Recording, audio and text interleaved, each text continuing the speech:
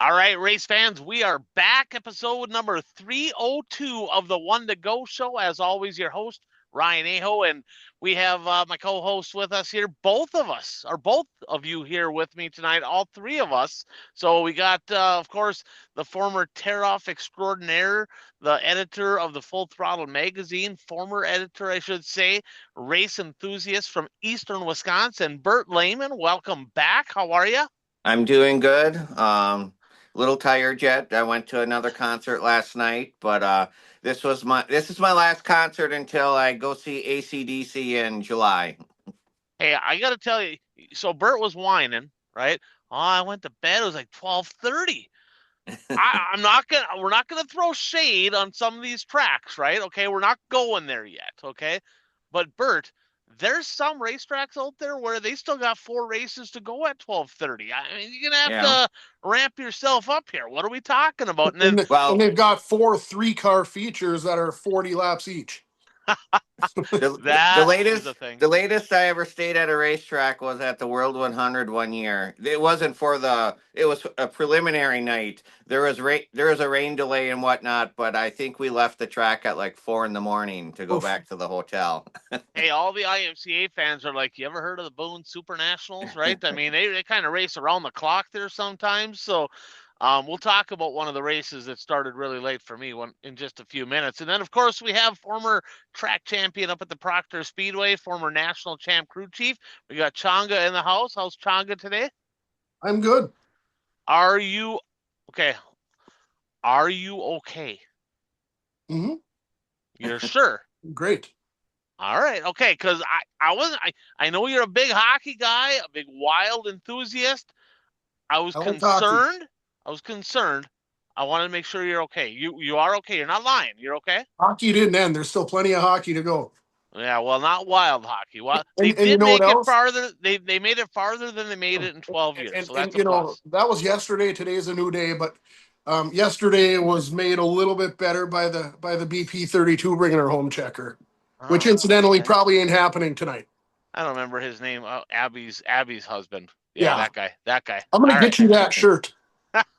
You get Bert one too. Yeah, fair enough. So, episode 302, boys, brought to you by Impact Health Sharing. So, for all of you out there that pay for your own health insurance, whether you just pay for yourself as an individual, maybe you're a couple, have a family, small business, employees, whatever it may be, if you pay for health insurance every month and you're wondering, how can I pay less? How can I get cheaper deductibles? How can I go to a doctor of my choice rather than being stuck in a particular network?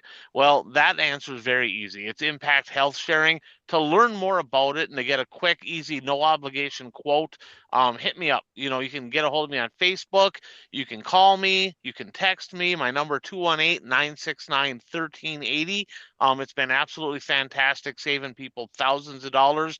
That's Impact Health Sharing, a great alternative to the rising cost of health insurance.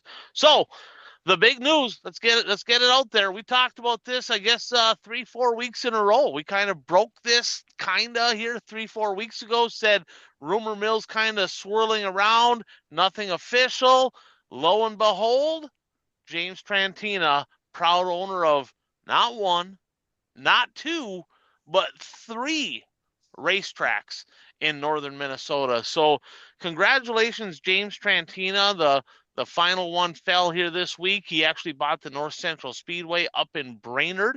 And your guys' initial thoughts? Three racetracks for James Trantina. Your thoughts on this?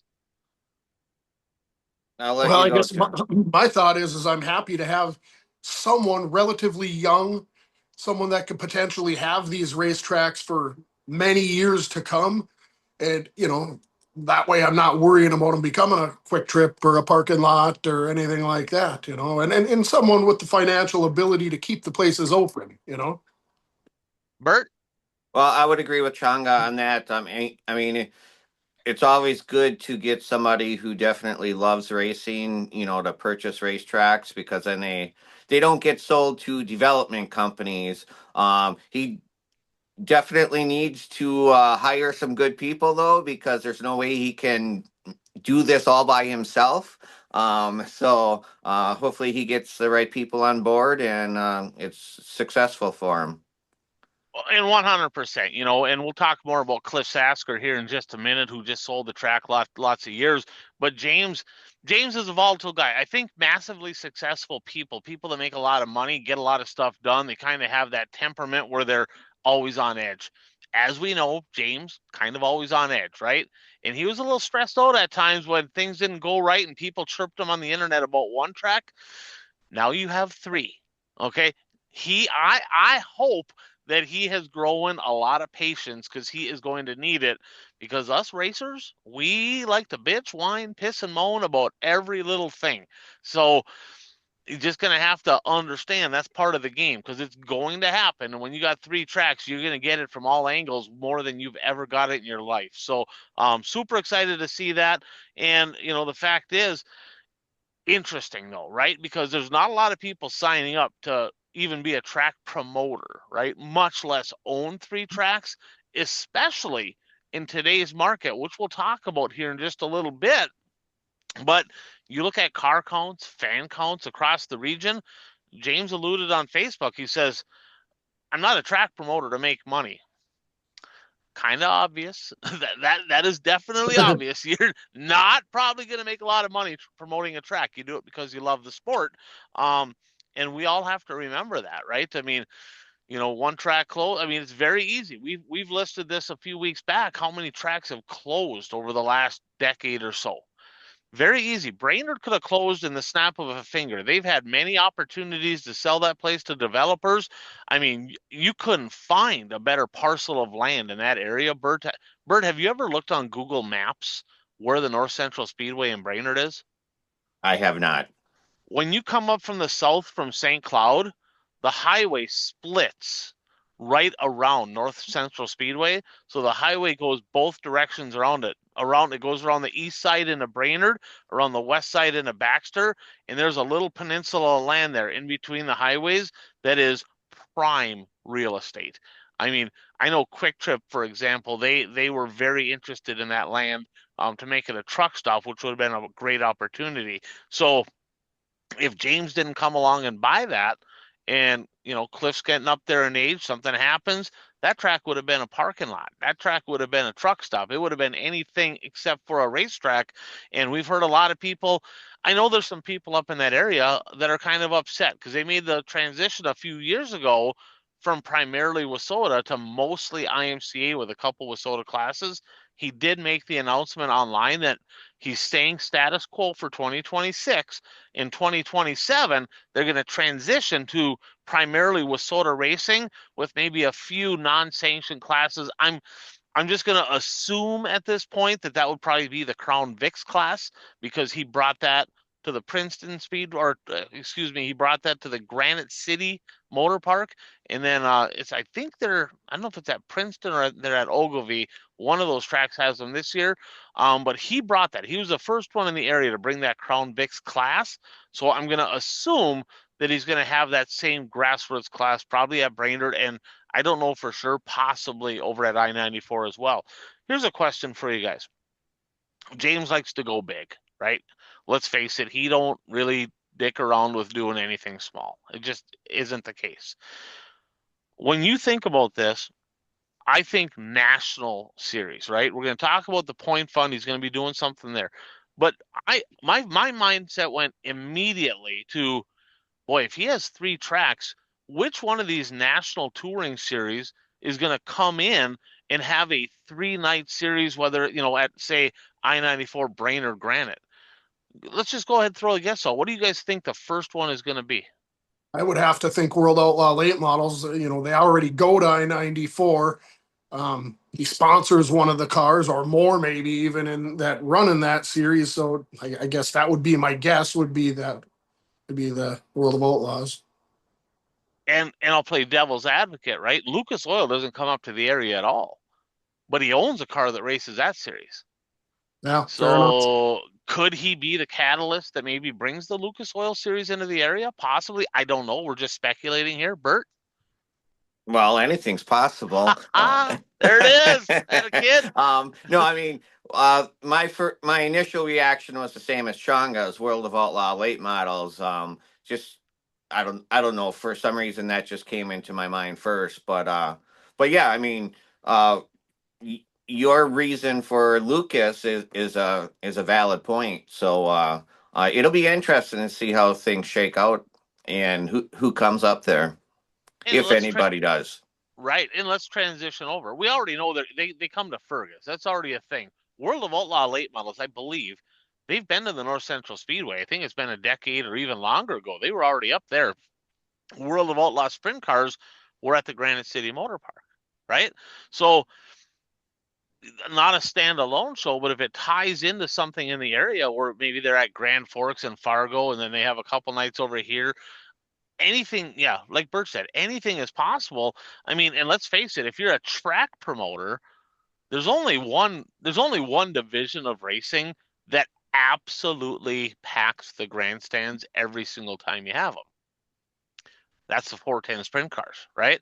So and let's face it, World of Outlaws is the World of Outlaws, but high limits, when you start talking, Rico, Kyle Larson, Aaron Reitzel, that's getting stronger and stronger as well. They could maybe have a sprint car deal there. Who knows? Folks, put in the comments below. What do you think? What is your gut telling you is going to be the national touring series of choice that maybe comes in and invades these three tracks, maybe as early as 2027, maybe 2028. I know in Brainerd, a lot of work to be done there to kind of get it back to how he wants it. They're going to do some stuff to the track. Not sure what all they're going to do this year, but there's a lot of work to be done there to kind of get it up to what he wants it to be. Super excited to see. And then he announced that they're going to be having a point fund, big point fund. They're going to have a point fund between the three tracks that is going to pay into the six figures. Sounds like it's going to be $100,000 point fund. It's going to be interesting to see how that transpires as well for the regional racers. But let's talk a little bit about Cliff Sasker. So, Bert, you've never been to the North Central Speedway in Brainerd, have No, you? no. So, I raced several times over there. It wasn't my home track. Hibbing, of course, was my home track, but it was when I was running supers, Ogilvy didn't even exist. That track didn't kind of come in until I was a mod racer. And so I would make trips down to Brainerd. If Hibbing rained out, we'd go to Brainerd, Cedar, kind of depending which way the weather was looking. But we made many trips, ran a lot of specials there. And Changa, I'll just ask you first. I'll share a couple memories. Cliff did a lot for racing. Any memories stick out to you from down at the North Central Speedway?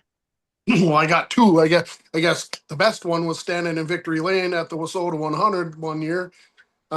Still look at the pictures of that and smile how young and skinny we were back then, right? And then Well, pause there before you get into the next one. So the WISSOTA 100. So we go there. So we go there, Bert, and they ran. This is when WISSOTA split with Cedar Lake, right? So it Okay. would have been 2007, 2006. So WISSOTA 100 was at Rice Lake. 2007, they went over to Brainerd, and they ran a heats and then a qualifying feature. And that qualifying feature was how you lined up the A main, essentially a longer version of a dash, right? And I'll never forget this. So Butch Butcher, I ended up racing his car a couple years in the Super when I was running the late model. We're sitting up there in the stands, and Butch is a guy that he frickin' races hard. Period. I don't care if he's racing for first, 10th, 18th in a B main. He's gonna race you hard. Period. Right? And we're sitting there, and Changa, you remember they had three compounds of tires at the time. You could run a hard boss, a dirt boss, or a super boss. Dirt was a medium. And we're sitting up there before the qualifying feature watching the track, and got to be pretty good friends with Butch. And he's like, hey, is there any chance that you have an extra medium tire for the right rear, an extra dirt boss that I can use? And I got them at home. I'll have somebody bring you a new one for tomorrow, but can I use one for that qualifying feature? And we were starting like 12th and 14th, I believe, in that qualifying feature. I said, I do have a tire. I said, but Butch, I'm telling you right now, if we come into turn one and you carve me up after I gave you a tire to use, I swear to God, I'm going to kill you. Okay. And I thought for a minute he'd be like, yeah, no, I'll be good. I'm not going to get into you. No, no, that's not what he did. He literally paused and he kind of did the, huh, well, I don't want your tire. That's what he did. He's like, I think maybe I'll just run what I got. I'm like, holy shit, this is going to be terrible, right? And we go on to get, I think, third in the qualifying feature, put us up on the second row and end up winning. And I'm like, I'm just shaking my head. I'm like, no, I'm like literally nervous. I'm like, this freaking guy is going to absolutely destroy me in turn one. Like, oh my God, right? And then we go on to win. And we didn't drink. I didn't drink during racing season. Bert, I may have consumed a little bit of alcohol that night. Okay, still think I got drugged. I woke up, Bert. I woke up to what I thought was the next day. I woke up and I look around, and let's just say that I got sick in the holler, right? So just you don't need to picture that. Batteries are dead, phone's dead, no generator gas. I literally open the door and I look outside and nobody there. I'm like, what the hell happened? How can this be? Right? I'm thinking, so I go in the cooler and I grab a towel and I like wash myself up with cooler water and swish my mouth out. And I walk across the street. There's a gas station over there with to get a can of gas to get the generator going. Right? I'm like, what time is it? And they're like, it's 10 a.m. And I'm like, how in the hell could there be everybody gone at 10 a.m.? How? The day after the 100. Bert, it was Monday morning. Yeah. Frickin' Changa. Yeah. Yeah. Changa and everybody else, they just left. Yeah. I could have been dead in the holler, laying there in my own puke, and everybody gone. Nobody checked on me. I'm like, where the hell is everybody? Oh my God. And then I talked to Tardies, I'm doing a memorial race for them guys. I'm like, you freaking guys couldn't even drink with me. I drink with you. I set your car up. You win the Labor Day shootout. I gotta have a beer with you guys. I don't even drink beer. He's like, who do you think carried you to bed? I'm like, all right, fair enough. I don't remember shit from that night. I still think I got drunk. Did I go home the night right after the feature at the 100? You must have, because it was. I don't remember any of that. I don't remember much after that. So yeah, but that was kind of that was a big night. Won the Wissota 100 there, but it was kind of a memorable deal. What was your other memory there? Well, I think I've only ever been there 2 or 3 times. The other time we were starting on the front row for the 100 in the mod, and I ended up getting rained out. So that was the bad memory. It was. We started 10th in that qualifying feature and won it. We had a pretty good hot rod, and we're starting on the pole. And that particular one, you remember Craig Thatcher, Bert? Yes. So Thatcher was there. He didn't go to the Legendary. He came over to the Wissota 100. And I'm like sitting there in staging, right? And there's Thatcher sitting over to the side. So I'm in, let's say I was like heat 4, right? And heat 3 is in staging, and I'm OCD, so I have all the lineups. And Thatcher's sitting over off to the side there, just sitting there waiting. And I'm sitting there thinking, I'm like, and I'm looking at all the cars. I'm like, what the fuck is he doing, right? I'm like, huh. So we get done racing, and I go over and look at the lineups, and I see Thatcher. I'm like, what were you doing? He goes, I literally lined up behind the 37. Kelly, he thought it was Kelly. What are the Estes, right? He goes, so I lined up behind 37 in staging, thinking, okay, well, I'm going to go out there. I pull out on the track, and they said, you're in the wrong heat. He was kind of dozed back. Well, Skeeter Estes was running a mod. Kelly Estes obviously ran a mod. He lined up behind the wrong Estes. One was heat 2, one was heat 3, or something like that. He was lined up behind the one in the later heat, completely missed his heat at the 100. I'm like, this is fucking great. Literally the best guy here didn't even race his heat race. This is awesome. I'm like, Craig Thatcher to the back. It couldn't have got any better, and it rained out. So, but we won a few races there. Won a big mod race there. I remember going to a super race, and Cliff, like James is kind of this mindset too. Absolutely gonna get the show in at all costs if possible, right? I was there on a Tuesday night at the North Central Speedway in Brainerd, and it rained off and on. It was just that dreary. It just wouldn't stop raining, and we're looking at the radar. It's like, God, it's gonna clear up at some point, and it did. It cleared up at like 11 o'clock at night, right, on a Tuesday. So we're out there packing the track, and he's scraping it. And it's like, we gonna get him in? He's like, we're racing, because it was a little bit out of town. He's like, we're getting it in. This race is happening. We didn't start the heats till like 1 o'clock in the morning that night. And I ended up getting second to a guy that won a lot of races there, Tom Fierabend. He was actually older at that point, but he won. I got second. And that was another one of those deals, Bert. It had been like 4 in the morning, something like that when we got done. We didn't even start racing heat races till like 1 o'clock. But yeah, he did a lot for racing. Super passionate guy. If you got on his wrong side, he'd let you know where you stood, but did a lot for the racers. And just want to say thanks to all the years of service that Cliff Sasker put into dirt track racing up at the North Central Speedway. For somebody to promote a racetrack, own a racetrack for that long, I mean, it doesn't go unsaid that is super appreciated by everybody in dirt track racing. So, how about a shout out here to Fast Lane Motorsports and Powder Coating up in Ashland, Wisconsin, home of the Galloper chassis. Of course, they're the #1 sponsor of the best series in WISSOTA racing, the Northland Superstock Series. They do everything. They service a lot of racetracks, which are going to be opening up here in the next week or so. They do custom fabricating, powder coating. They get any part that you need up there at Fastlane Motorsports and Powder Coating in Ashland. Check them out for all your racing needs. And how about a shameless plug for the Tardy Memorial, which of course is night one of the Fastlane Superstock Series, Friday, July 10th, up at the Hibbing Speedway, Hibbing, Minnesota. How about we just throw another little update? We got a lot of stuff happening, big pay, lots of contingencies.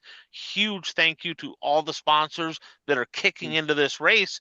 But let's start with this. So our boy Uper Bert, talked to him today. He's getting out of the hospital on Tuesday. That's great news. That is outstanding. I mean, 12 days sedated. We didn't think, I mean, there was times where we're like, man, this ain't looking good. But went up, spent a little time with him here a couple days ago. He's getting out, super excited about that. And Changa, you know how he kind of has that habit of sniping your predictions there on, when we do bold predictions? He's already back at it. Okay. So his brother Keith comes up with this deal. He says, I want to kick into the Tardy Memorial. I want to kick in a bonus to the Tardy Memorial. Of course, JR's in our group, right? That's his brother and his dad. It's the Lauren and Jeff Tardy Memorial.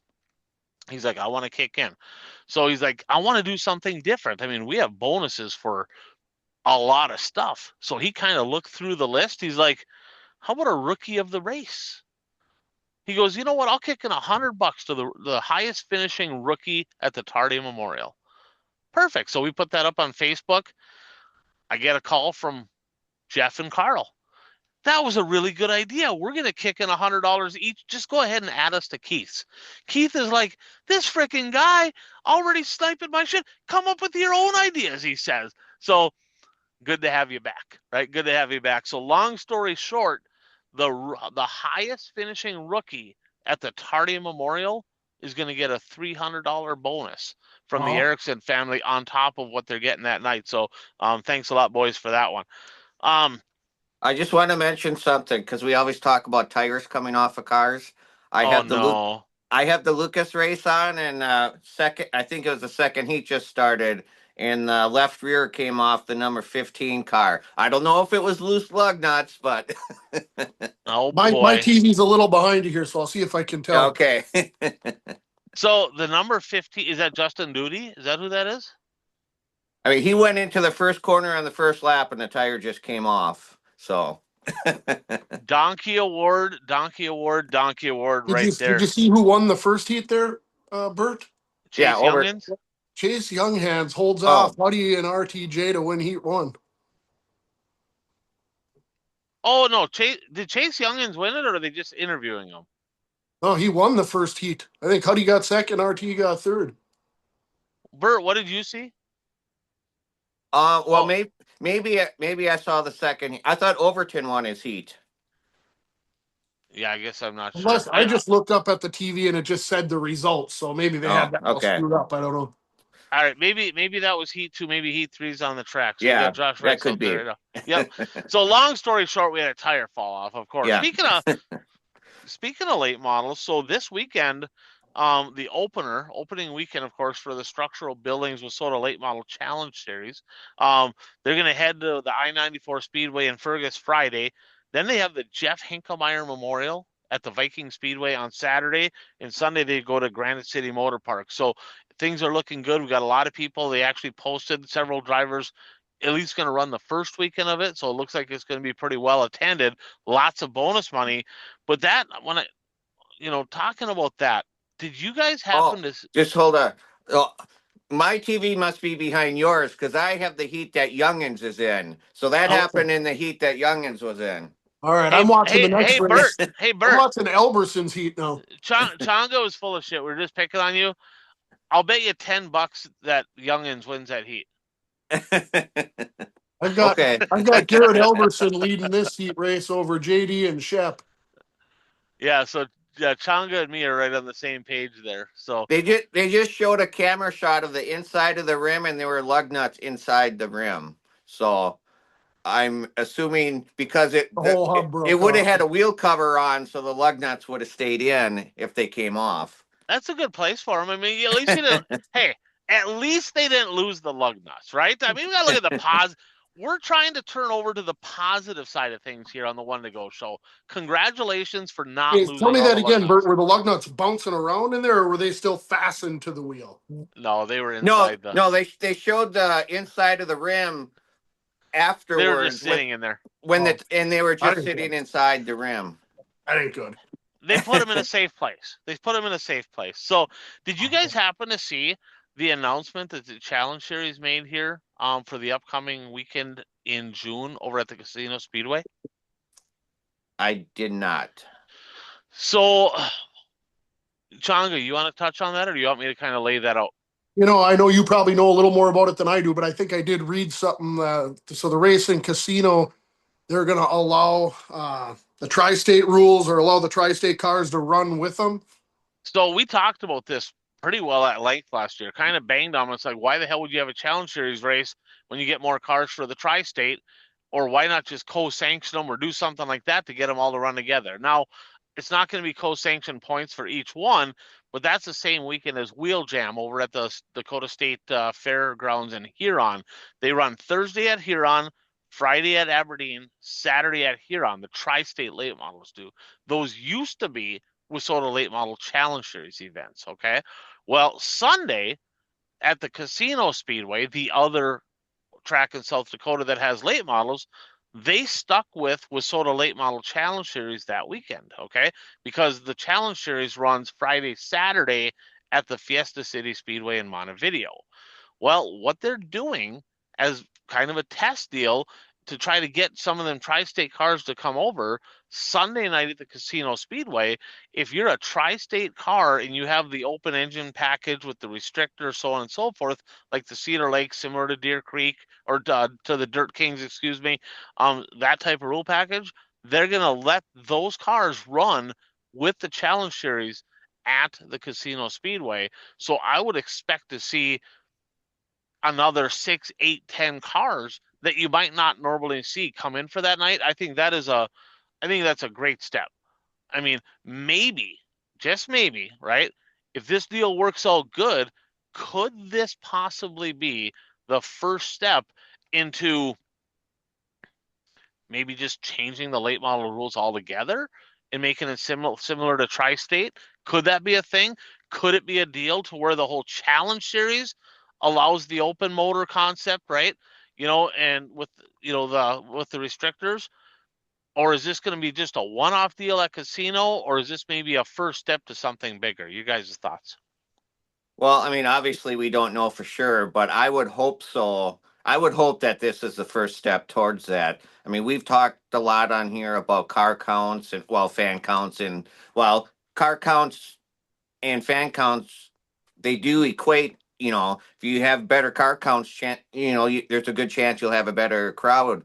But I hope this is the first step. I mean, steps need to be taken in the late model division to get more cars at these races to draw fans to the stands. Yeah, I think it's absolutely awesome. I am super pumped for it. I really hope, and I think they will, because if they took this step, Mike Gross is a good promoter. He does a really good job with that Tri-State series. I don't think that they would have taken this step unless Mike had talked to some of his drivers that follow that, and maybe has at least a handful of them that are going to come over there on Sunday. I think he'll do his part to make sure some of them cars come, which is good for all the fans that go to the Casino Speedway. I think that is fantastic and just a great first step. I really hope it works out, because on the flip side of things, you go over the other direction, right? And I know Cedar Lake Speedway hasn't been with Soda. They did have super stocks a couple years ago, right? But I would absolutely love to see the Masters weekend, a 3-day Challenge Series weekend. That would be freaking awesome. The only thing kind of holding them back, right, is they run the open motor. They allow the open motors with restrictors, but let's face it, in that class, mostly it's Wissota Motors winning. It's, so why not? Why not give that a try? If that works at Casino, and they are open-minded about this deal, that could really open the horizons to some really cool things over the next few years here. Pretty excited about it. Any thoughts on that, Changa? Well, I was Bert jumped in and said that I wanted to steal his thunder and say, well, anything is possible for the second week in a row. I don't know if Bert listened to the show last week, but I used an anything is possible last week. But yeah, right. Look, anything is possible, right? I hope that the competition is really close and it's good and it paints a real good picture for the possibilities of things. But I mean, let's be honest. I don't, and I don't, haven't seen anything in the past that would indicate to me anybody's willing to compromise, or they're all pretty hard headed. So I hope, but I'm not going to hold my breath. Yeah, I mean, the sky's the limit. I mean, you have open cars that come into the area, whether it's for a World of Outlaw event or something, and all of a sudden there's a standalone Wissota show that pays big money, and now all of a sudden they maybe be able to bring some of these drivers over. Imagine, a guy like Turbo or a guy like Bobby or somebody like that that says, hey, we are gonna, we're off this night. Why not throw a restrictor on, go race with these guys for 10 grand to win? That would be super cool. It'd be good for the area. It'd be good for the promoters, the fans. It'll be interesting to see what happens. So speaking of car counts, since Bert brought that up, is it too early to panic? Okay, so we look back this past weekend, Princeton. Bert, have you seen car counts from any of these tracks? I have not. Okay, so street stock's pretty well attended class, right? How many street stocks do you think they had at Princeton last week? 18. You're a little high, just a little high. You're a little high. 3? Three. Yes. Good guess, Bert. Good guess. As Chong is holding the 3 digits up, right? Montevideo, Fiesta City Speedway, Bert. 4 super stocks, 1 finished the feature. 4 late models as well, right? So you look, and what was there, 6 modifieds at one of the, was that Brown County that had 6 modifieds, I think? So No, you look across this landscape. six modifieds at Casino. Casino, that's what it was. My bad. So you look at this and it's like, what in the world is happening? And I get it. Some people are like, oh, people are out in the fields and this and that, and life is expensive. And it is, right? When we start looking at these car counts, and there's several, hell, Mississippi Thunder had 9 modifieds, I believe, right? So should we be concerned? Is it just the fact that it's so early in the season, people aren't ready yet? Is it too early to panic, or should we? What's your thoughts? Well, we're in the middle of May. I mean, if you're not ready in the middle of the May, that's a problem in itself. I mean, when the season starts in early April, then yeah, I'm not quite ready yet. Then that excuse will fly. But when you're in the middle of May, that excuse is not as acceptable anymore. I mean, obviously, we've talked a lot on this show about the expense of racing, and that could be starting to show up in these car counts. And obviously, the price of fuel is not very good right now. And one thing, these tracks that you just listed, are they really in a rural area where, or not really?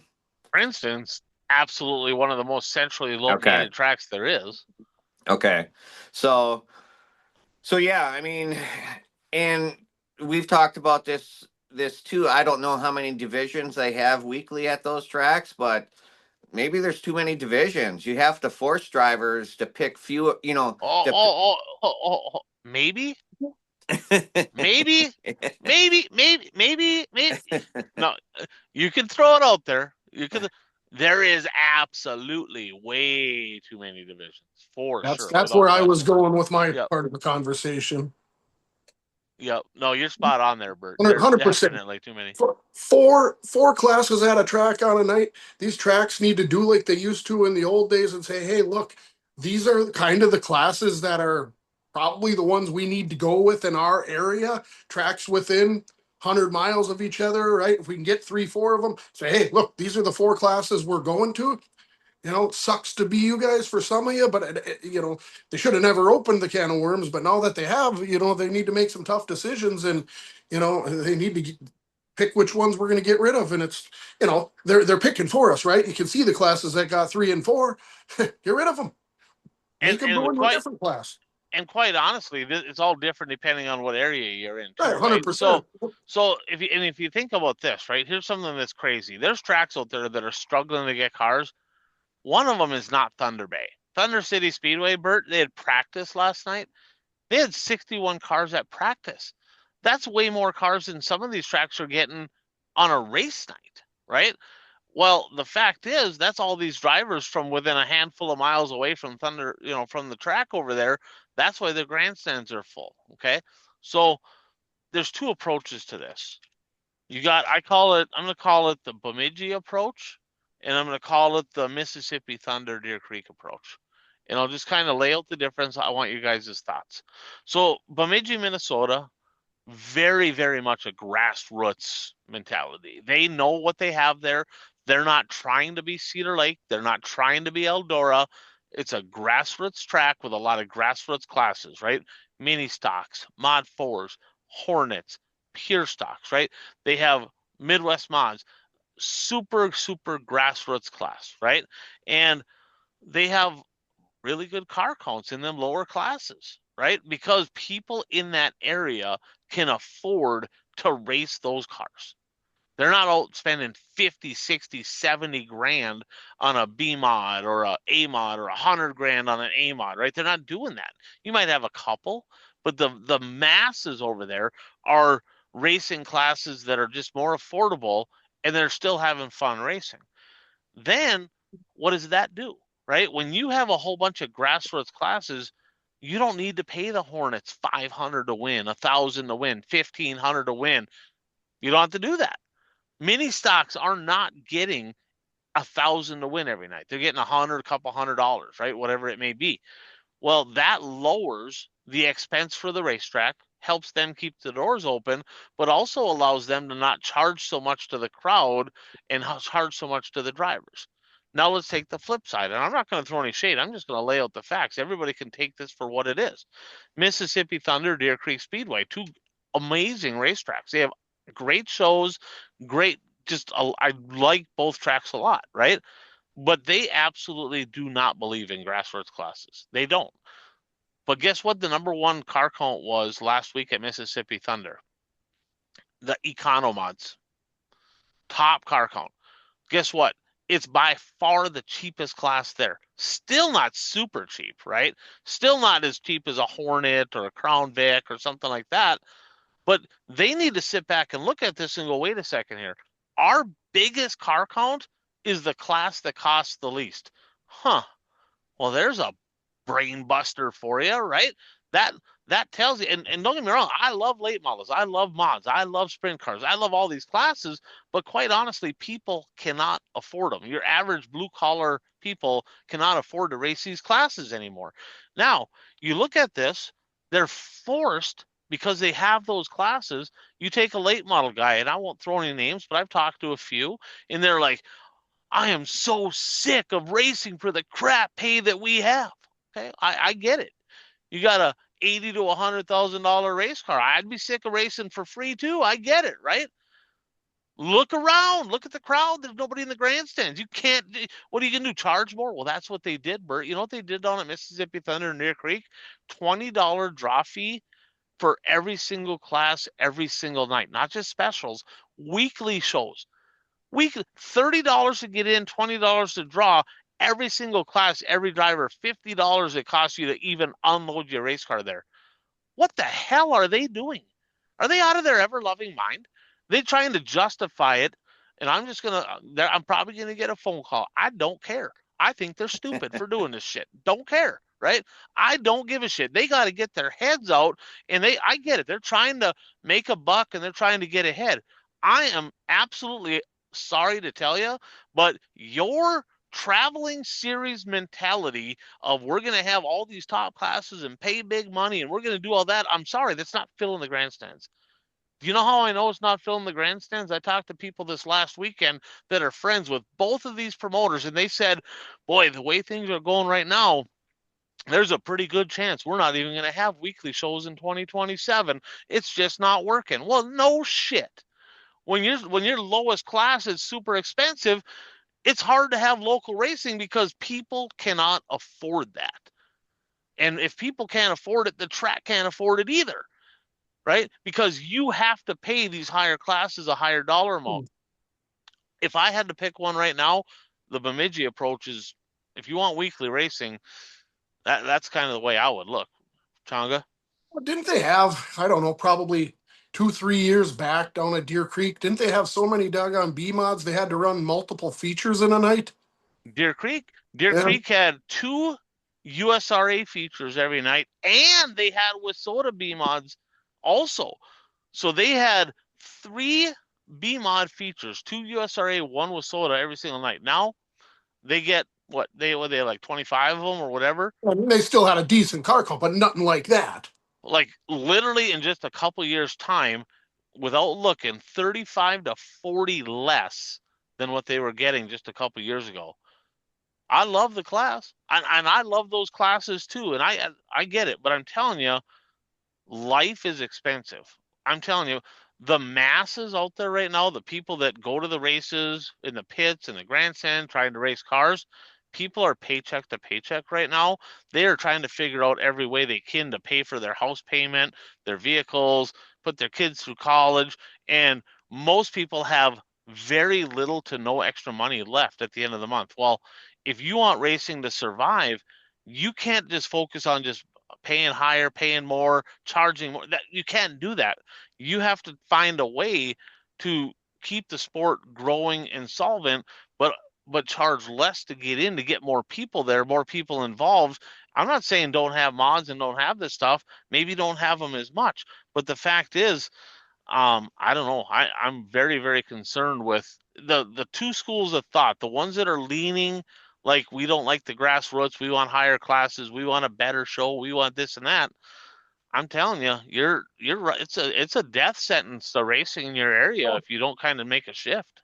Not everybody does, but for these drivers, a lot of the drivers will pay for a pitman or two to get into the races. Mm-hmm. So now you pay for yourself, maybe your wife or your kid, 2 pitmen. If it's just you and your 2 pitmen, that's $90. Now you're going to pay an extra 20 to draw.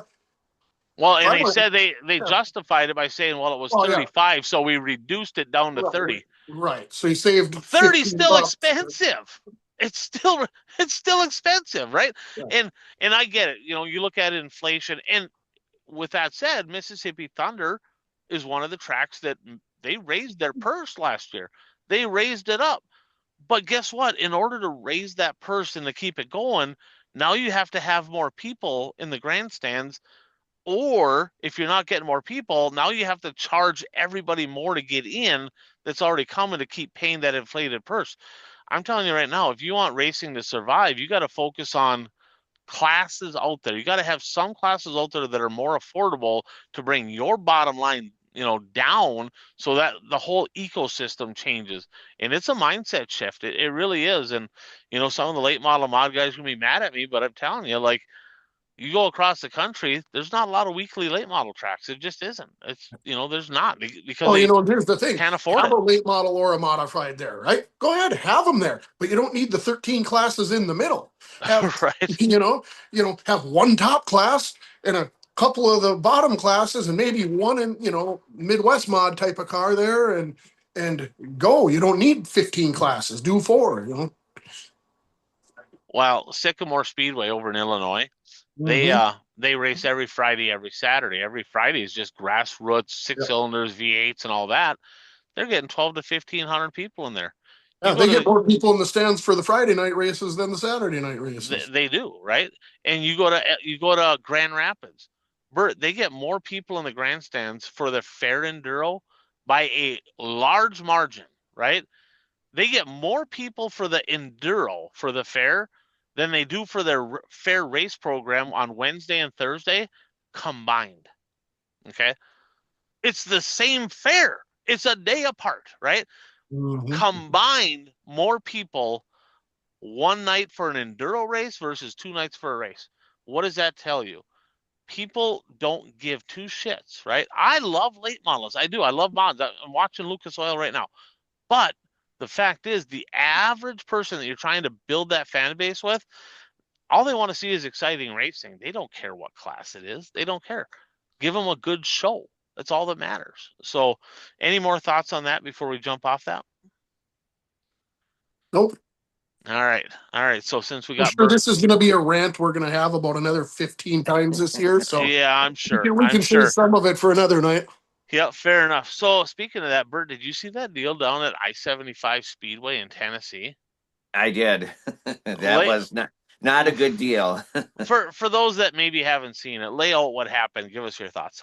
Well, apparently there was a on-track incident between two drivers. So then after the incident, one of the drivers went to the pit area inside the track, and two of his crew members were working on the right side of the car.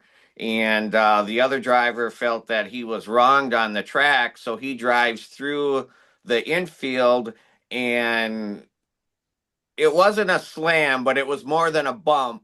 He hit the left side of the driver's car, and the two crew members who were working on the right side went flying backwards about 5 feet, 5 to 10 feet. I mean, he hit them hard Knocked it enough where down. the crew members went flying, and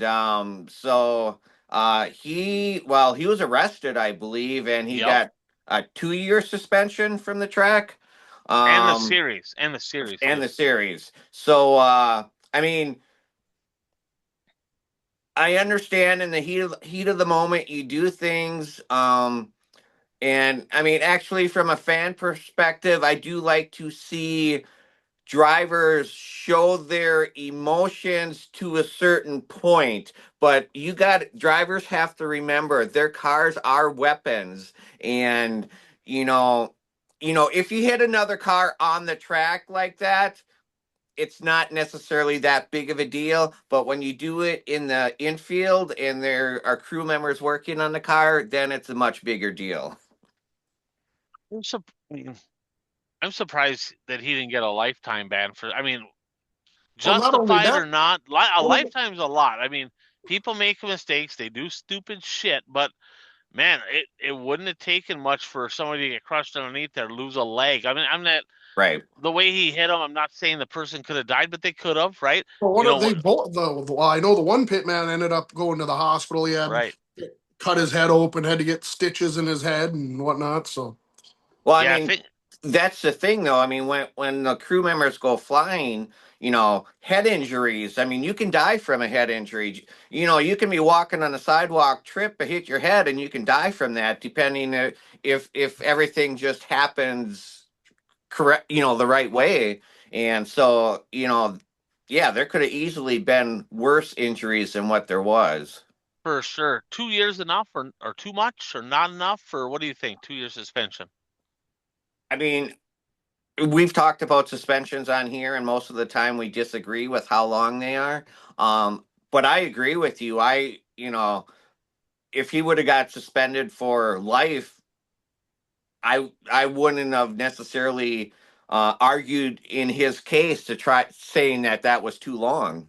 Even if they do for life, right? So you're suspended from that track for life and that series for life. Well, they're just going to find another track or another series to race anyhow, you know. Well, and that's the thing, and I haven't followed up on this, but I saw some speculation on there that there might be area tracks up there Well, for sure. that kind of get together and say, "Nah, we don't want them here for the next couple of years either." So I don't know if that happened or not, but it wouldn't surprise me.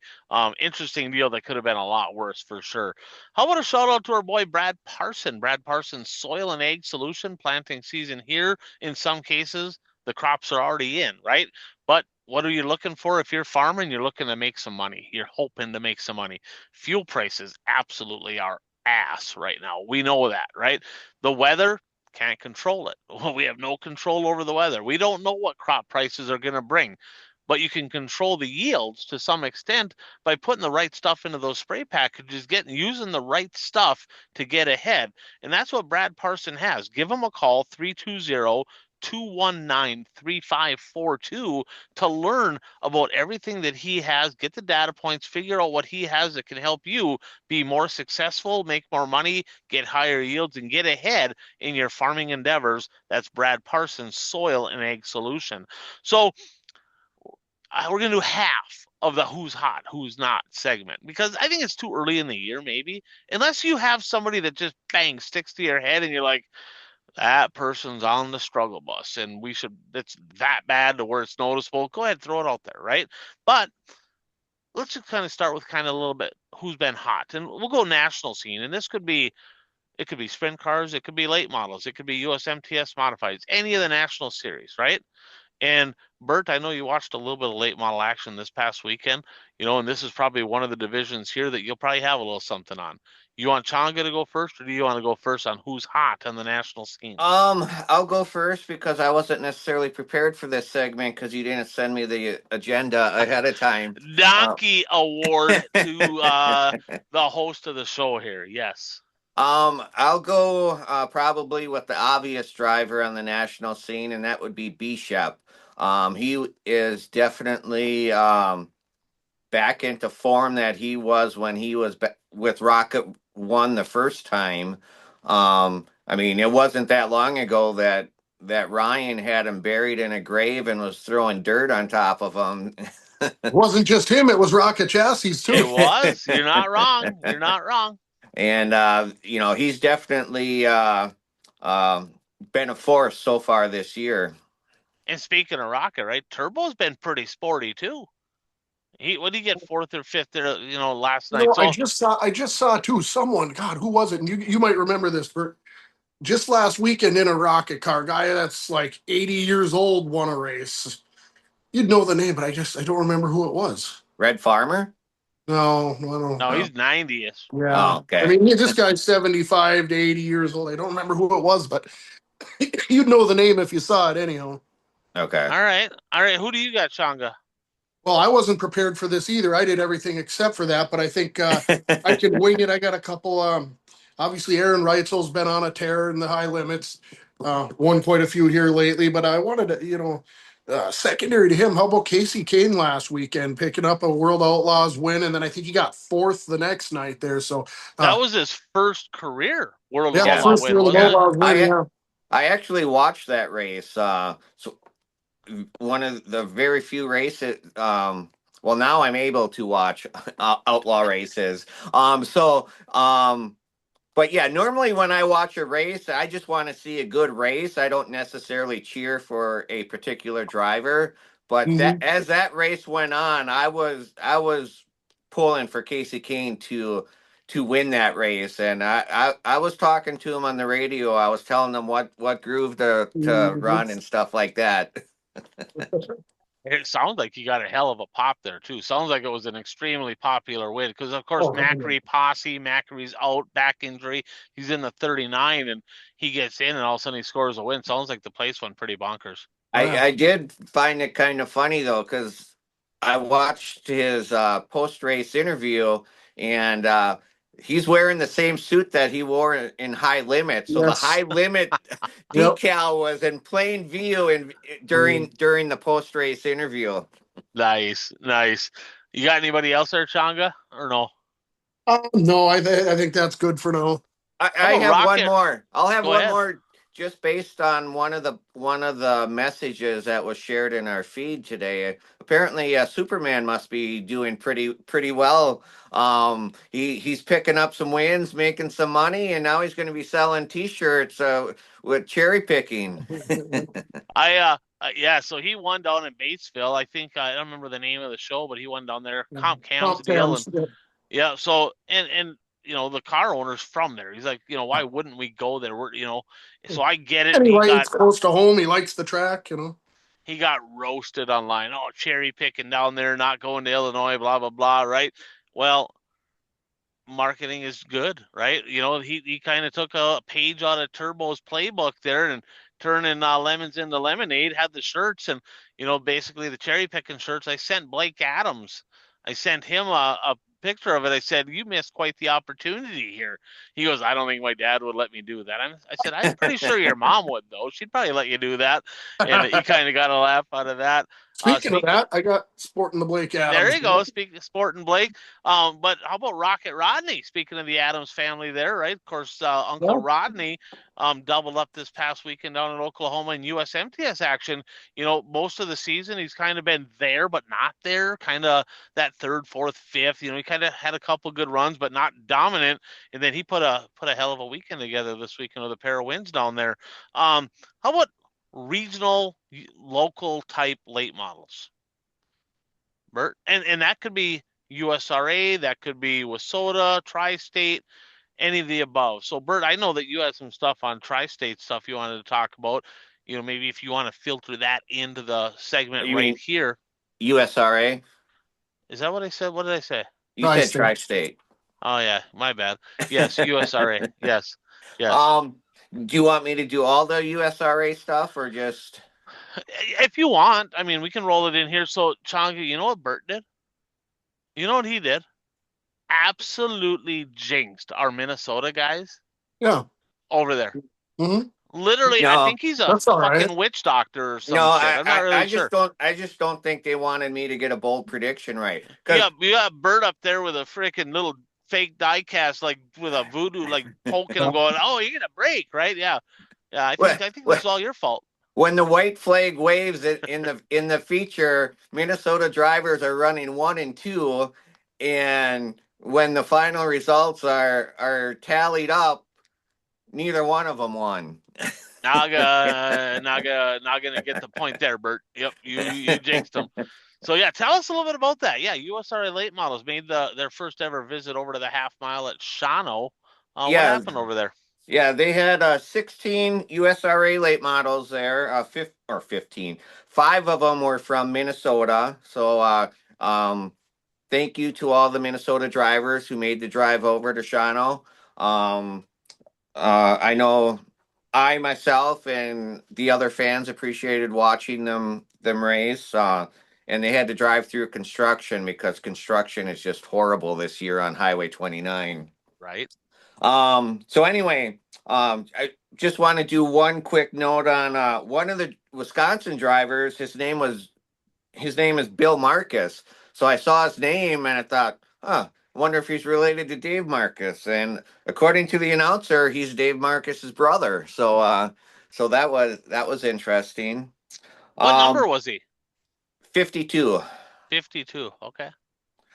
Um, Now you have to help me with the pronouncing of the last name, but Clayton Hoftag. Hoftag.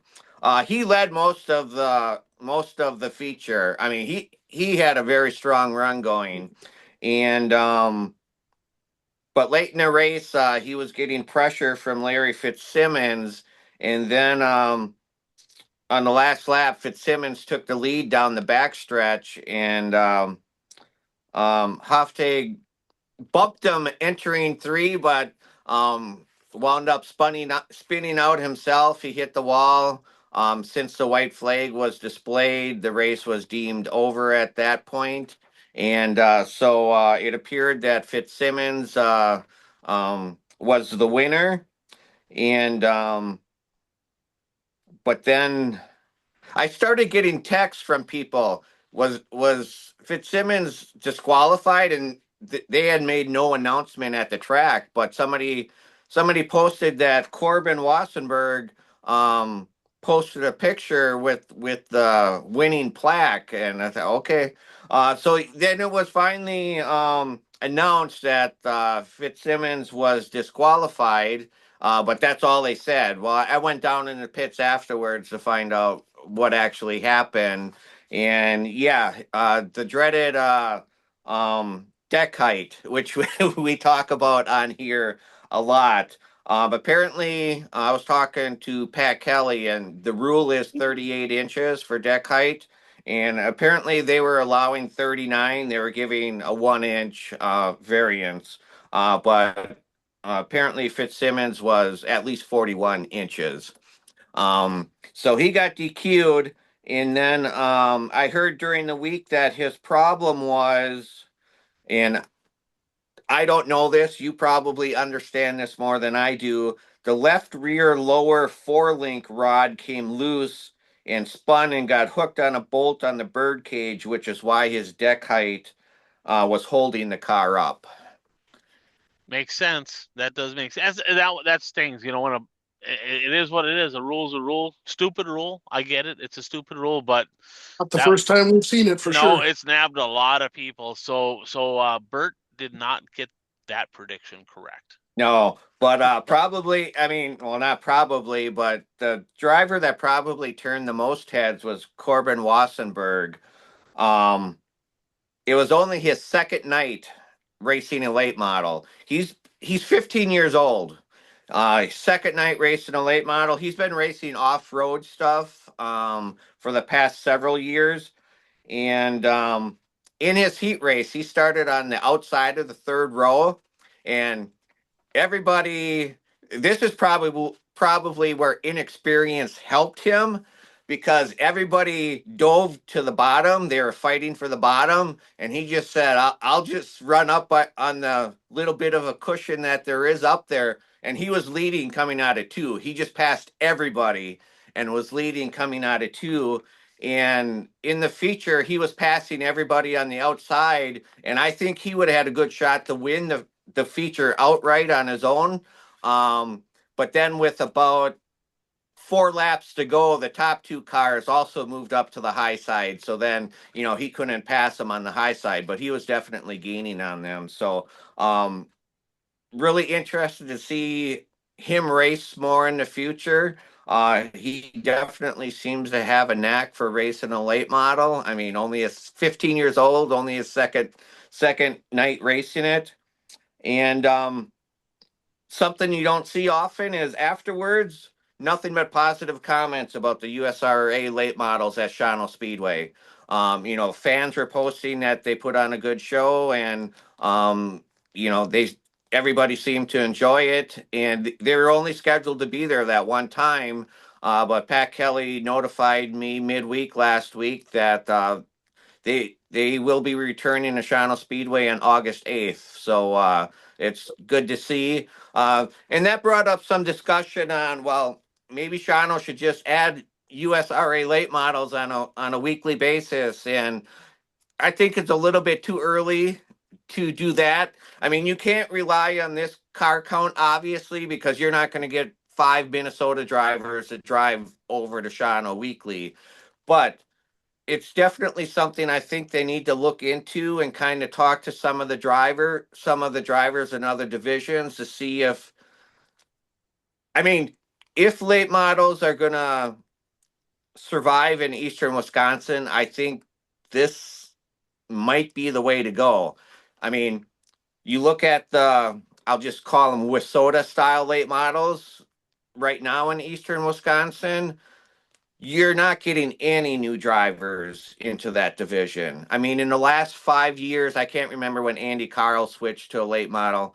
I mean, you've maybe had 2 drivers move up to that late model division. But if you have some of these drivers in other divisions who want to race a USR, or you race a late model, but for spending less money, and you can get the cars from Eagle River to travel to Shawano on a weekend, maybe you could have something.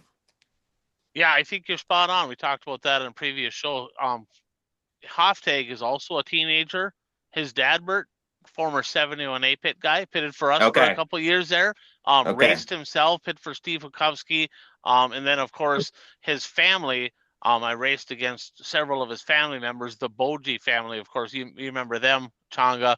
They were all a bunch of super stockers from down in Princeton. So, Yeah, um, I wasn't sure how old he was when I went down to their pit area after the races. He looked pretty young, but I wasn't sure how old he was. yeah, go Carter that moved up. So gonna be Okay. fun to see him. I think that would have been his first win too. I think he was lurking for that first win. That one stung. Um, That one stung. Yeah. So, but he sounds like he was running really good. I think that first one's coming sooner rather than later. Um, Changa, you got anybody on the late models here? well, I guess the one, I had, TPO getting his first win in the year, kind of going for back to back to back to back championships there. But I guess the guy that's kind of stuck out a little bit to me here early has been Kent Arment, the ageless one, right?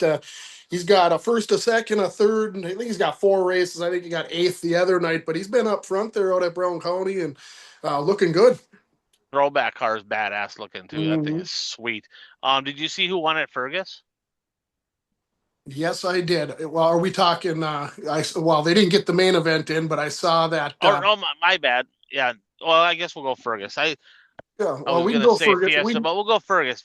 We'll So go. Well, we'll yeah. go Fergus. Let's We'll do go Fergus. Fergus. So they did not get the Heat features race in. number one. Who won that one? An Eisenschenk girl. It was Layla. Layla won heat race number one. Heat race number two, Amelia Eisenschenk wins. Holds off the one TPO of Tyler Peterson for the win. Right? Pretty So impressive. I was talking to my buddy Brad. He's pretty well convinced that these 18-year-old girls could be the future, right? I mean, Mm-hmm. of course, they are the nieces of Donnie Schatz. They go out there and, I get it. They're 18. They're going to there's going to be some moments where their car's a little faster than they are, right? But they both score heat wins over at Fergus. Going to be fun to watch them, transition, see how far they can go. Layla had a couple pretty good runs earlier this year, too. Yeah, and then Layla ended up finishing fifth in the feature in the Gen X late model as well. Yep. And then how about the late model A main winner over at Bert? Well, I have another driver when you're ready for another driver. I know who you got. I was going to give you a donkey award for not mentioning this driver too. But so Fiesta City Speedway, only 4 cars over there, but girl Yep. power, right? Morgan Morgan Gross, of Gross. course, Yep. Scott Ward's daughter, Morgan Ward, getting it done over there. Speaking of the Gen X late models, another second generation driver, Parker Gilbertson, back-to-back wins to start the season. Pretty impressive win at Fergus as well. Really moved around nicely. Car was probably way too tight, but transitioned well, really moved around, adapted, and made it work, and drove off into the sunset once he got the lead. Bert, I have this one on my list. Who do you got? Well, in eastern Wisconsin, there's actually two nights of late model racing out of Gamey Speedway in Seymour. They had their first night. Well, they had their opening night, and late models were there. And I think they had like 17 late models there. And then the Super Six Series at Plymouth Dirt Track was the next night, and there's I don't know 16, 18 late models there. But both those features were won by Joel Bennett. So definitely a good start to his season. And if he follows what he did last year, um, he followed the Wasota Challenge Series last year. So if he does that again this year, you guys in the western part will get to see him race this weekend. Yeah, it looked like that was a plan that he was going to head over. He did have probably one of his better years last year, He had kind a of good end of the transitioning. year there. Yeah. He did. So congratulations, Joel Bennett. Um, Bert, do you have anything from the mods on down? I'll just make a mention. Like I said, I wasn't prepared for this, so in the future I'll look at the results for all the other area tracks in eastern Wisconsin. But just off the top of my head, Lucas Lambries has won the first 2 features at Shawano Speedway this year. Last week, well, I need to give props to Shawano Speedway. Their track was smooth last week. After opening night where cars were bouncing all over the place because it was pretty rough, it was smooth last week and it was a very good racing surface. I mean, Lucas tracked down the leader with 5 laps to go and took the win. So I'll just go with him for this week. Awesome. Changa? I got a couple, I guess, on a kind of a regional level. Smoked Joe Chisholm, right? Ever since falling off that USMTS tour, he's run 7 races. He's got 5 wins in 2 seconds. Pretty much on fire right now. And then only other one I really had. Smoking. Yeah, he is smoking for sure. And then I had a gentleman, Brendan Gave, picked up the win at Ogilvy, a pretty convincing win down there. Looked really good. And then he had the night before had gotten a 4th in Princeton, so a nice start to the year for him too. Yeah, Gabe was a standout. He was good in the B mods and he didn't transition into like automatically winning right out of the gate in the A mods, but things are coming together. Going to be fun to see what he can do this year. A couple here that I got. So the winner over in Princeton, Team Canada, Curtis Stay making the trip down from Thunder Bay or the Thunder Bay area. I think he's not actually from Thunder Bay, but JT Johnson led the most of that race and broke. And Stay got the lead, drove off into the sunset kind of unchallenged. Congratulations to him. That might be, I don't know this, I think that's his first win in the States. So that's kind of a cool feat for him. Caden Blazer has been absolutely red hot. 4 straight wins for Caden Blazer, including he won the mod special over there at Rice Lake. Blake Adams got into second and got a little hot, got facing the wrong way there. Tough break for Blake, but Blazer has been absolutely on a scorcher right now. 4 straight wins for that kid, and just part of that young gun contingent in the modified division. Probably the best, most impressive win, though, the Nightmare, Lucas Rodin from 9th over at the Brown County Speedway. Did you happen to see what other class he's racing, Changa? And a late model as well. So, yep, got a late model. First I heard about that, so good luck to him. Lucas Rodin, hell of a race car driver. Super stocks. Well, I've got, you got anything stock car related or that you wanted to do, Bert? No, go ahead. Okay. Super stocks, I guess, start Trevor Nelson, 3 for 3 out in South Dakota to start the year. Another sharp looking hot rod for him as always, right? Then another guy that kind of stuck out to me here last weekend. I watched the feature at Red Cedar and at Rice Lake, and gentleman by the name of Jeff Eisner. I think he got 4th at Menominee and a 3rd at Rice Lake. But he was, after as much as we pumped up Stubaka last week, he had passed him a couple times and was racing right with him there. So heck of a weekend for him, and he turned some heads for sure.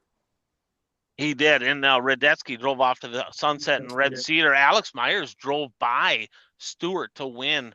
So Steve didn't quite have the weekend. He started off red hot and get it together there, 80. What are we doing? You get putting a backup beeper on. You get the lead, you keep the lead. You don't be letting Alex Myers drive by you. So I don't think he's going to be very happy with his weekend. We'll see if the 80 rebounds finds victory lane this week.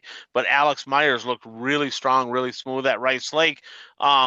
Jordan Hinkemeyer has been super impressive. 4 straight top 2s, a win over at North Central Speedway in Brainerd. Really cool throwback car for Trevor Stewart. Of course, Chad Stewart owns Structural Buildings, is a sponsor of the Challenge Series. His brother had a great racing career, raced some asphalt stuff, and tragically lost his life here just a while back. And Jordan Hinkemeyer had a really cool tribute car for him. But probably the most convincing win I saw, DK9, Dylan Kromschroeder throttled him at Princeton. He was going across the checkered. 4th place was coming out of turn 2. I mean, he absolutely put the hurt to him over half a track, roughly about a half a track lead. So Dylan Kromschroeder, big win over at Princeton, absolutely dominating. Sport mods, Midwest mods. Bert, you got anything there, or just roll into it? Just roll. Changa. A couple of them that stuck out.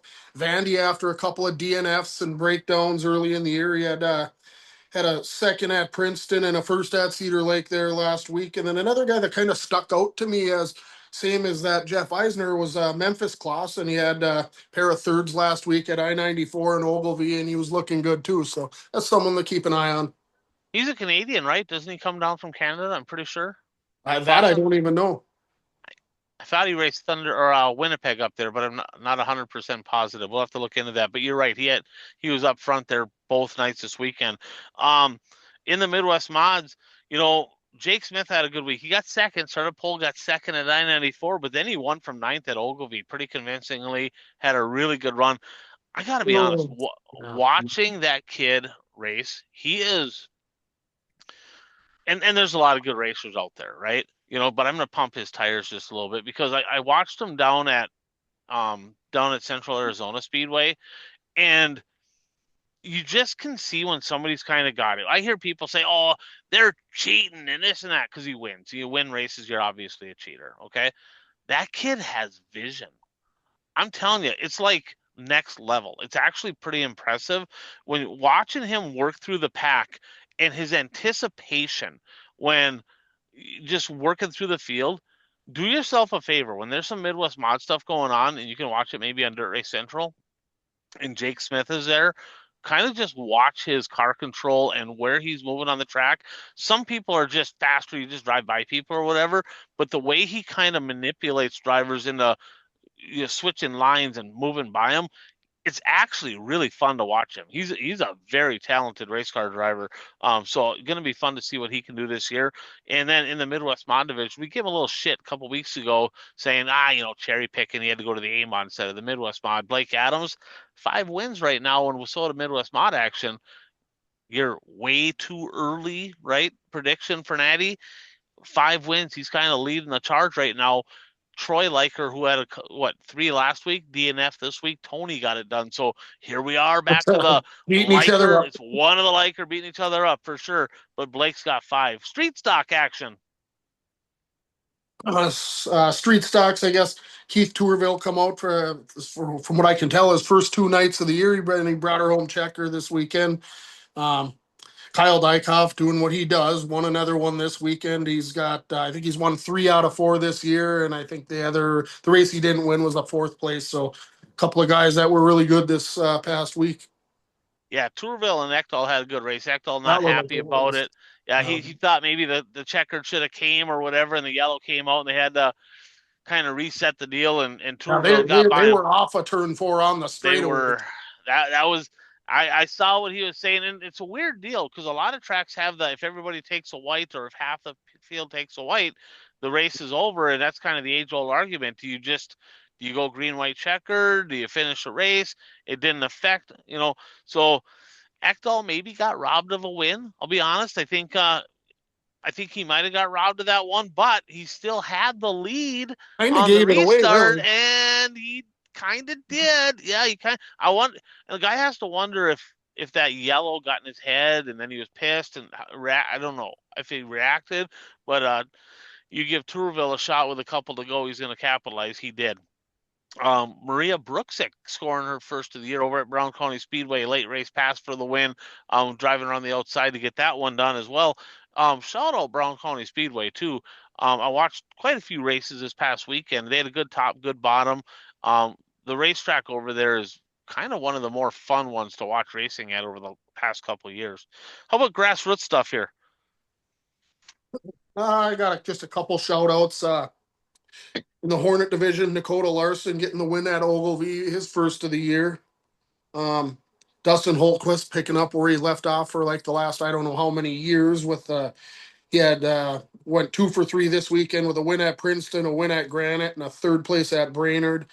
And then in the pure stock division, we have Simon Wallstrom with 3 straight wins at Rice Lake. So that's what I have for my grassroots. Awesome. Yeah, Holtquist is just a perennial powerhouse in that Mod 4 class. But I'll just go with this, right? Sometimes, would we all agree that sometimes just shit happens to you that's out of your control, right?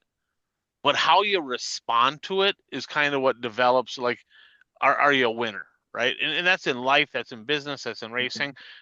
Life's going to happen. How do you react to adversity, right? So Brady Fossil, the one to go show 27, goes down to Ogilvy on Saturday, gets 2nd place finish, DQ'd post-race tech. And I'm like, wow, what happened? And long story short, on the struts, I believe it was the springs on the struts, it was like literally like 0.01 bigger one side to the other.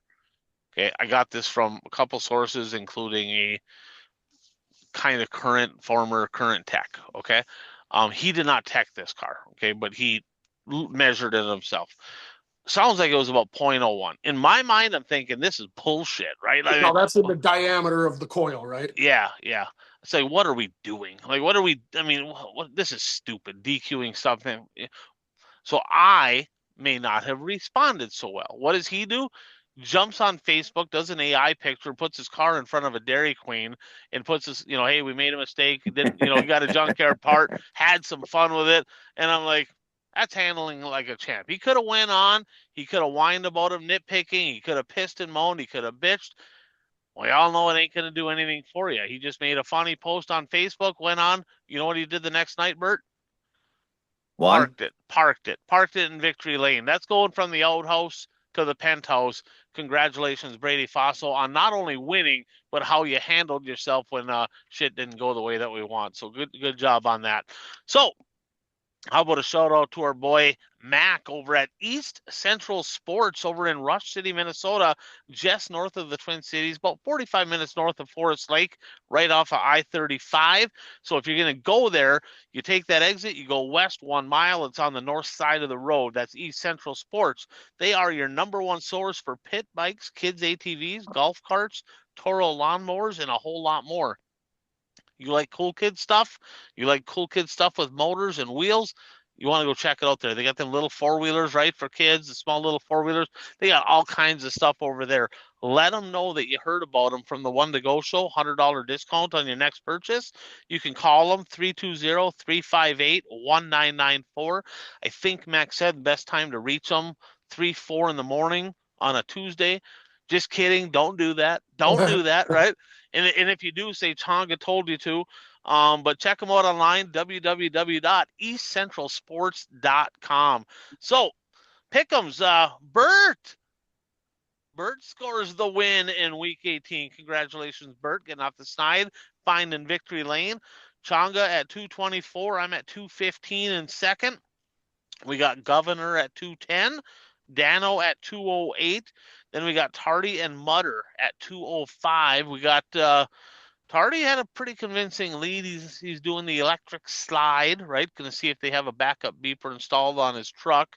Bert, you're at 199. Maybe you have a chance to pass some kids this week. Bromance putting together the best year he's had yet. 191 right now, mid-pack. He's doing a heck of a job. Uper at 185. Uper did make a little video from the hospital bed. We got Rainman. We got Curtis here, two-time champion of this deal, 182. Not quite able to pass Uper. Uper took 4 or 5 weeks off in the hospital, right? His brother making picks, and Rainman's still behind him. So we chirped him about that. Worker B at 170, Man Bun Dan at Beefcake at 161, and Cue Ball trying to get out of the cellar, see if he can maybe track down Beefcake or Man Bun Dan. So, Chonga, what are we picking this week? Okay, I actually remembered to bring it this week. So this week we're picking 5 World of Outlaw late model races. We did last night at Georgetown Speedway in Georgetown, Delaware. Tonight at Sellens Grove Speedway in Pennsylvania. And then we're going to Marion Center Raceway in Pennsylvania. Friday, Saturday, or Friday, I guess it's Friday and Saturday, and then Bedford on Sunday. Big 5/8 mile track. Monster. We picked the Super Dirt Car Series last night in Georgetown. We've got the Lucas Oil Late Model High Bank Heist at Eagle Raceway Thursday, Friday, and Saturday.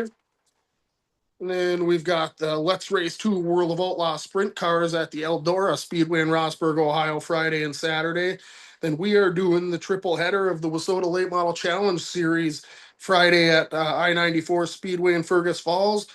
Saturday, the Jeff Hinkemeyer Memorial at Viking Speedway. Good job to them and Coach Kraus putting that together and, limited time that they've had to do to make that into a pretty special deal. So thanks to them. And then we've got the Granite City Motor Park in Sauk Rapids on Sunday. Awesome. Awesome. What are you looking forward to most? I'm looking forward personally to the Eagle. They put on some good racing last year for the Lucas Oil. I'm waiting to see the feature here tonight. Crowd not all that spectacular on a Thursday. Hopefully it's better Friday, Saturday.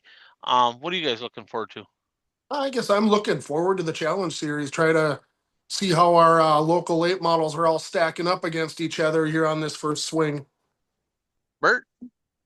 I guess just to be different, I'll say World of Outlaw Sprint Cars at Eldora. I think it was this time last year when a handful of drivers got injured at Eldora racing. So hopefully that's not the case this year.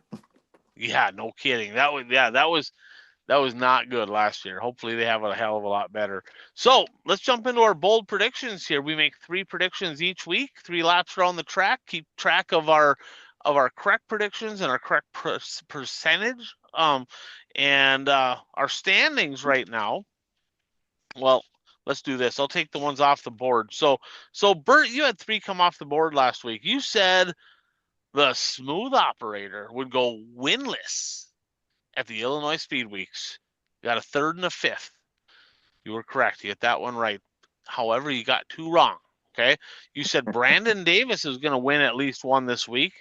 Came close. Got 2nd one night. Got a 2nd and a 10th. So that was no.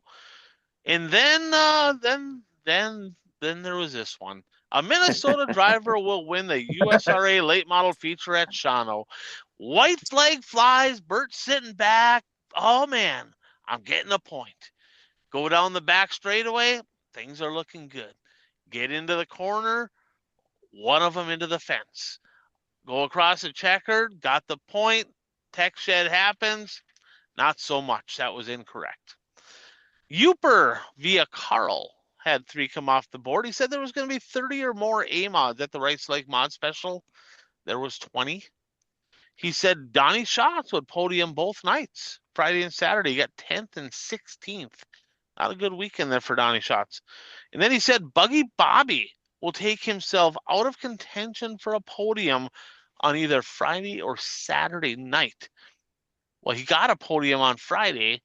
He never got better than 4th. He started 5th, got to 4th, and never got to a podium. Didn't really take himself out of the contention for one. He just didn't get there, so that one was wrong. Changa, you had 2 come off the board. You said in Illinois Speed Weeks, 50% or more of the podium drivers in the late model division in the Lucas shows, right, would be Illinois drivers.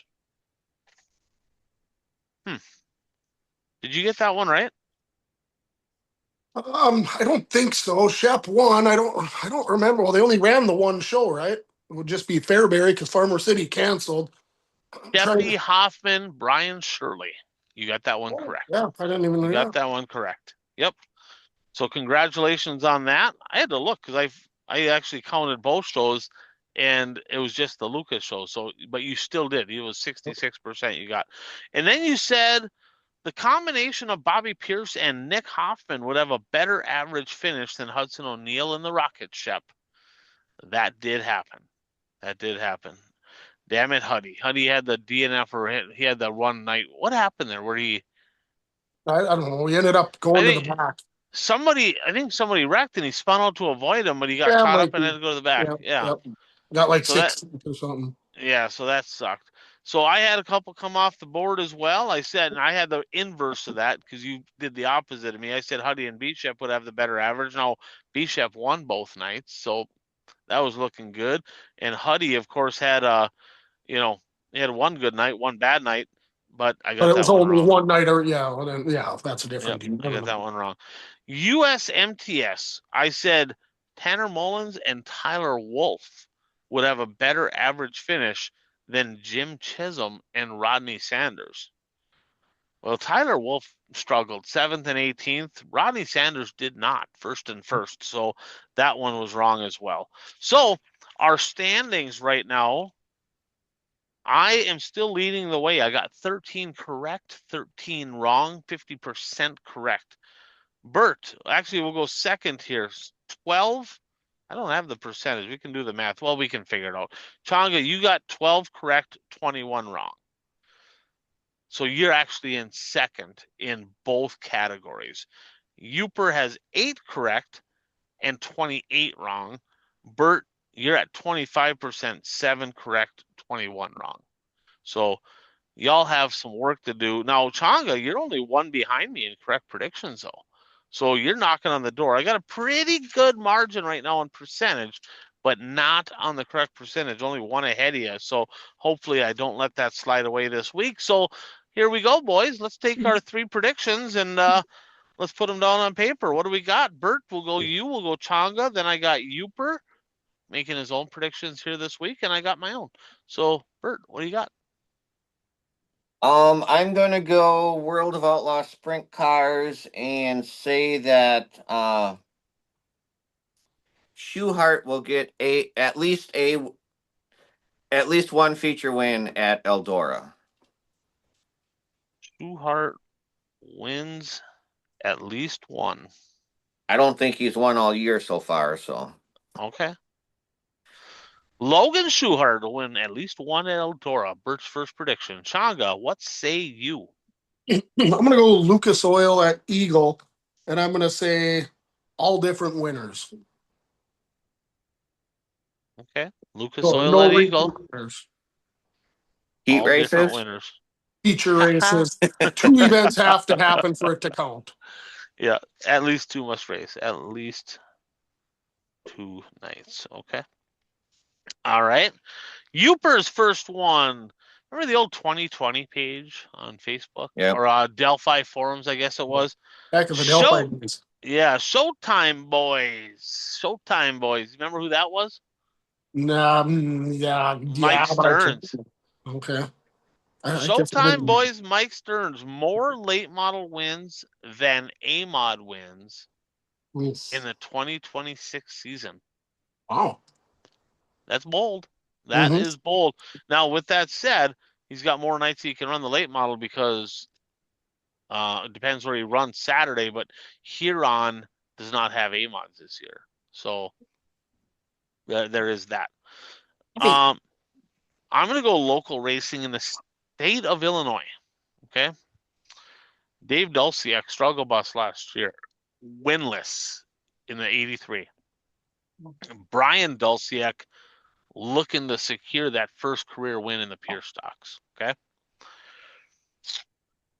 Brian Dulciak will get at least 1 win this year, score his first win. That will happen this year in the Pure Stocks. Dave Dulciak will win at least 3 this year.